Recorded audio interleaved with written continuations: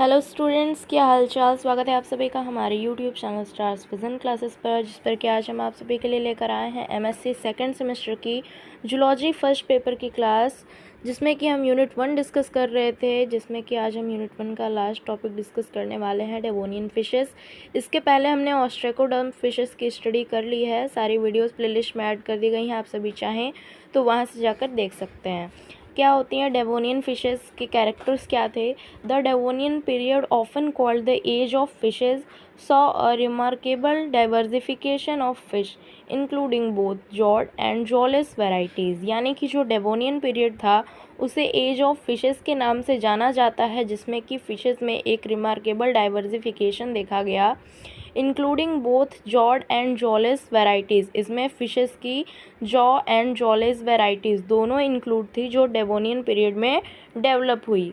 की groups that emerge during this time include placoderms, shark, lobe fin fish and ray fin fish. यानी कि Devonian fishes में जो की ग्रुप्स थे वो कौन कौन से थे? Placoderm fishes, sharks, lobe fin fish and ray fin fish. ये फिशेस उस टाइम में डेवोनियन पीरियड में पाई जाती थी और इन्हें डेवोनियन फिश के नाम से जाना जाता है। Which are the ancestors of most modern fish, जो कि अभी की मॉडर्न फिशेस की एंसेस्टर्स थी। यानी कि अभी जो फिशेस पाई जाती हैं उनकी पूर्वज, उनके एंसेस्टर्स जो फिशेस थी वो डेवोनियन फिशेस थी।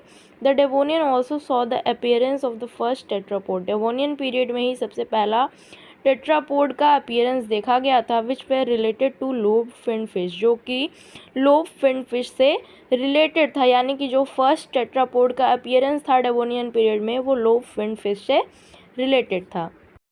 तो आइए सबसे पहले हम बात करते हैं प्लैकोडर्म फिशेस के बारे में। इसके साथ ही मेरी आप सभी से एक रिक्वेस्ट है कि अगर आप सभी चैनल पर नए हैं तो सब्सक्राइब जरूर कर लीजिए, वीडियो को लाइक और शेयर करना नहीं भूलना है।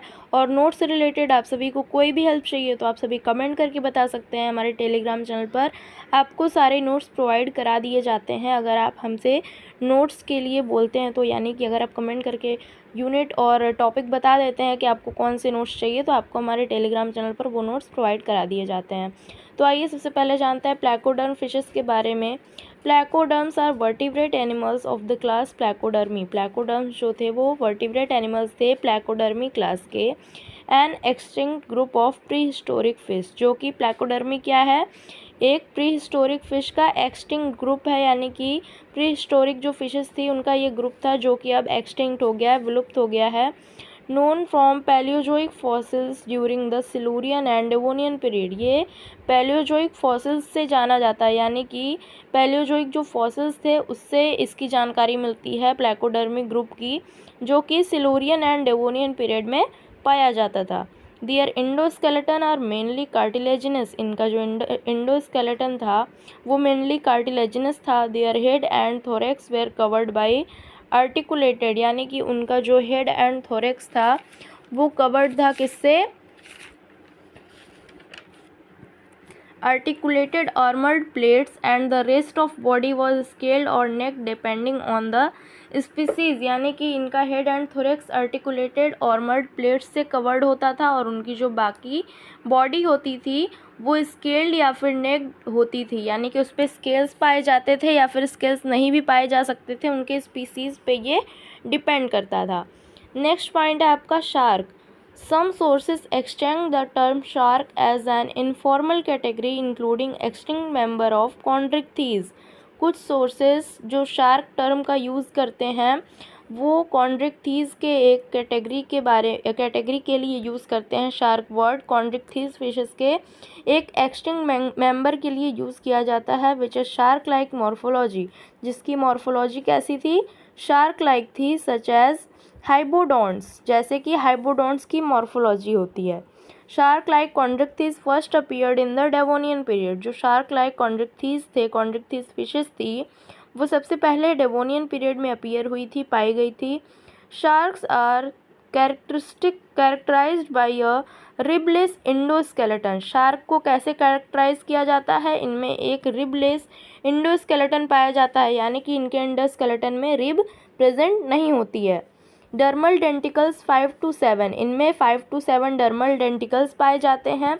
दोनों साइड में गिल स्लिट्स पाए जाते हैं एंड पेक्टोरल फिन और पेक्टोरल फिन दोनों साइड में पाए जाते हैं, that are not fuse to the head, जो कि हेड से जुड़े हुए नहीं होते हैं। ये था आपका शार्क फिशेस। इसके बाद नेक्स्ट पॉइंट है हमारा lobe fin fish. Lobe fin fish क्या होती है आइए जानते हैं। This group include the ancestors of tetrapod. जो लोब फिन फिश थी इनमें टेट्रापॉड्स के एंसेस्टर्स पाए जाते थे, यानी कि 4 लिम्ड वर्टिब्रेट, ऐसे वर्टिब्रेट जिनमें 4 लिम्ब पाई जाती थी, and gave rise to lung fish and coelacanths, यानी कि जो लोब फिन फिश थी इन्होंने इनसे ही लंग फिश एंड सीलेकेंस का राइज हुआ है, यानी कि ये इनसे ही डेवलप्ड हुए हैं। नेक्स्ट पॉइंट है ray fin fish. The ancestors of most modern bony fish. अभी की जो मोस्ट मॉडर्न बोनी फिशेज हैं ये उनके एंसेस्टर्स थे। जो रे फिन फिश डेवोनियन पीरियड की थी ये अभी की मॉडर्न बोनी फिशेस के एंसेस्टर्स थे। लाइक ट्रॉट एंड ट्यूना, अभी की जो ट्रॉट एंड ट्यूना फिशेस हैं इनके एंसेस्टर्स थे। Ray fin fish also emerge during the Devonian, जो कि डेवोनियन पीरियड में पाए जाते थे। कुछ डेवोनियन फिशेस के एग्जांपल्स हैं डंक्लियोस्टियस। डंक्लियोस्टियस क्या था? A large armoured placoderm. ये एक प्लैकोडर्म फिश थी with a powerful bite force, इसमें पावरफुल बाइट फोर्स पाई जाती थी। क्लैडोसिलाची नेक्स्ट है a shark like fish from the middle Devonian period. ये एक शार्क लाइक फिश थी जो कि मिडिल डेवोनियन पीरियड में पाई जाती थी। सो स्टूडेंट्स हमारी आज की वीडियो में बस इतना ही। इसके साथ ही आपका यूनिट 1 यहाँ पे कंप्लीट होता है। मिलते हैं नेक्स्ट वीडियो में जिसमें कि हम यूनिट 2 स्टार्ट करेंगे। बाकी के 3 पेपर्स की भी क्लास जल्दी ही स्टार्ट करा दी जाएगी।